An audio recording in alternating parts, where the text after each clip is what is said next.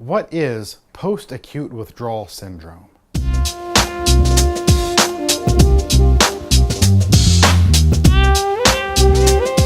What is post-acute withdrawal syndrome? It sounds scary. Post-acute withdrawal syndrome, or PAWS as it's often abbreviated, is the name given to a series of symptoms that can often present themselves to people after they detox from drugs and alcohol. Once their body goes through the initial shock of getting clean, a new culprit creeps into the mind of people who are trying to get better. Often, it can be hard to see, as the symptoms are more psychological than the acute withdrawal symptoms like cramps or nausea that happen during detox. This is a pain that can't be measured, but it can be just as big a risk to relapse. With that in mind, we reached out to friends and experts to help us understand what PAWS is and how we can manage it. When we see patients for inpatient rehabilitation services, because they are in active addiction and have a substance use disorder, they go through the detox phase of treatment and really what is the acute phase of treatment. I like to say that rehab is an acute response to a chronic disease.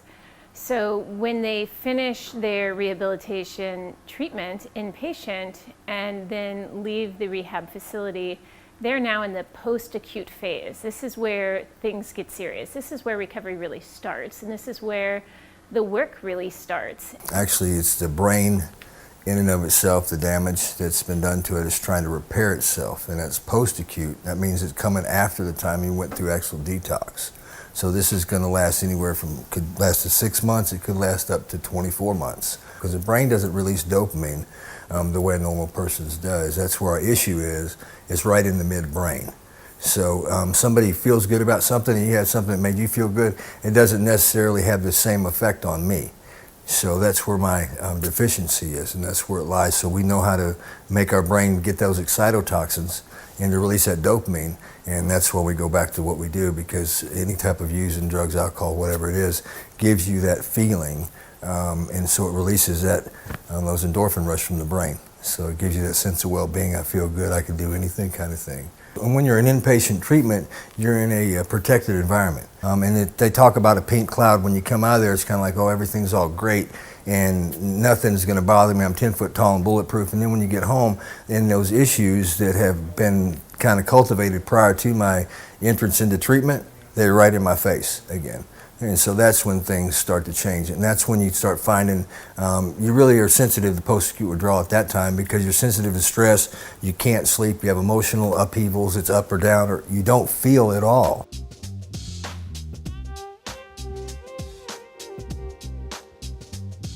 In the acute phase, we see a lot of areas that concerns us. So that's why they have to be monitored by nurses and doctors continuously, 24 hours a day for the first couple of weeks.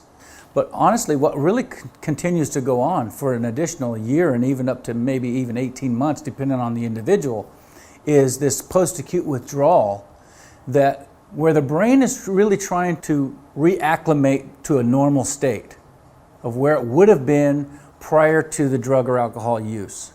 All of their reasoning functions are off kilter. They're just not thinking clearly, and they have these big emotional upswings and downswings. And when a person's having all this emotion driving them, they're making bad decisions. So there you are, feeling healthier than ever. You've made the life-saving decision to get clean. You went through the pains of detox, and you think that you're on the backside of this difficult chapter in your life. Then it hits. Confusion, memory loss, you're feeling stressed out, can't sleep, you just can't seem to think clearly. You say to yourself, what the hell? I thought I was past this. In situations like that, you may very well be suffering from post-acute withdrawal syndrome. And that's only a few ways it can have an effect. Increased stress response, irritability, inability to control our emotions. We swing back and forth. A lot of times you can be diagnosed with bipolar or manic depression in early recovery. Anxiety and depression are two big ones. Inability to think clearly or focus. Difficulty with completing tasks that used to be real easy to you. Memory problems, memory loss, inability to store new memories. Sleeping problems, whether you're sleeping too much or not getting enough sleep. So all of this different stuff is a result of the chemical imbalance in the brain that naturally occurs when you remove the substance from the person's life. So when you take away the drinking and the booze, when you take away the drugs that are stimulating this excessive amount of dopamine and serotonin, the pendulum swing of that is the brain has now got heightened levels of cortisol and norepinephrine and adrenaline, which causes anything, like you could spill a glass of milk and lose your mind and like start throwing things at the wall because it's so stressful. In the post-acute withdrawal, oftentimes what happens is people do isolate. And the reason they isolate is for several reasons. One, they feel tremendous shame. They have deep regret for hurting the people that are closest to them. Okay. Secondly, their relationships are all broken. Their friendships that they had aren't safe. They're not a healthy, safe place for them. So they're literally trying to figure out where do they fit in the world again. Okay. And so as their family relationships dynamics are deeply strained, they oftentimes have nowhere to turn. And families oftentimes are very angry and resentful themselves for the hurt and the pain that the individual had caused while they were acting out. So a lot of times a person will recluse or isolate because of remorse, regret, shame, all these things. And what they truly need is to be welcomed home and shown tremendous amounts of mercy, you know. And, you know, when I was early on in my experience, I needed somebody to say to me, look, I'm walking with you and I'm showing you the grace that someone else couldn't when you needed it. Little bitty things will set them off. It kind of, you know, my mom used to say you make a mountain out of a molehill. And that's basically what you do. You look at everything. There's 3 words an addict and alcoholic will say: always, never, and everything's permanent. Always and never, and no, everything will be continued. You know, but that's not true. Everything changes. PAWS, when you hear that acronym, it sounds like something you want to play with, but in all actuality, it's something that's going to play with you. It's going to get you before you get it if you're not aware of it. I mean, it'll come up from behind you and attack you. Is what happens to it. You have no idea that it's coming.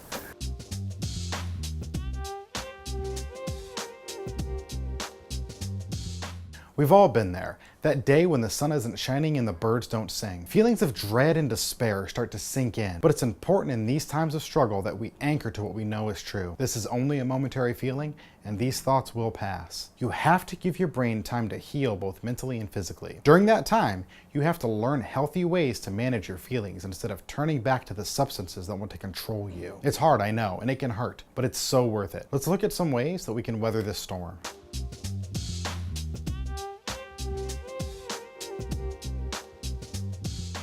So somebody will leave rehabilitation, they will feel great, they will feel like Superman, they'll feel incredible, their life will feel like it's manageable again. But they leave the safety and security of a rehab facility, they go back home and they have all the same stressors and pressures. They've got their spouse, their parents, their siblings, their work, their neighbors, the people that they were using with, their friends, their dealers, everything they encountered in day-to-day life before is still there now.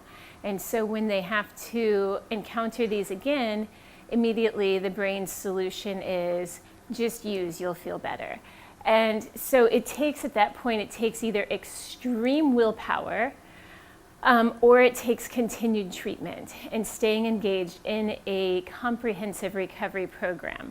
This is what the 12-step meetings are for, right? And you hear people going to 12-step meetings. Find a meeting, find a sponsor, find a long-term case management program, find a coach, find a mentor. Get people and places in your life that are going to continually be there, top of mind, keeping your recovery top of mind at every minute, so that when you have that trigger, when you have that craving, when you have that crisis, you have something to turn to other than your drug of choice. So if we can help them discover for themselves who their friends and their tribe is, so to speak, then we'll be a lot more effective going forward. Because those safe people are the people that we want to encourage them to continue with.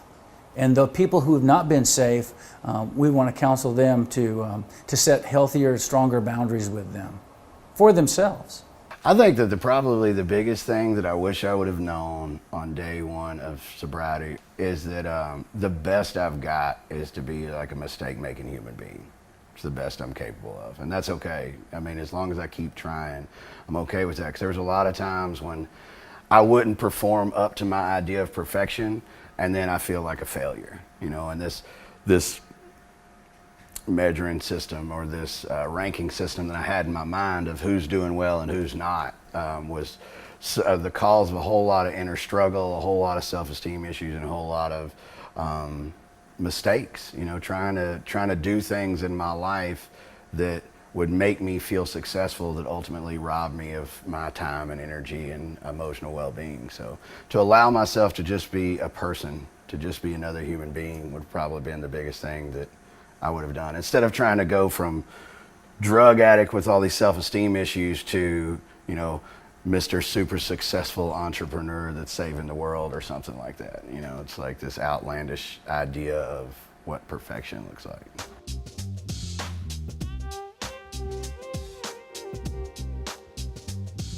The first thing you should know if you've made the decision to live in sobriety is that your friends and loved ones are proud of you. You knew this was going to be tough, but you're still walking that path. Some days that road is going to feel smooth and have a wonderful view. Other days it may be steep and rocky with no blue skies in sight. But each step you take leads you further away from pain, suffering, and even death. Some have walked before you, some may walk beside, and undoubtedly some will follow your example. But to get where you're going, you have to start. Remember, recovery is a journey, and that journey begins with the first step.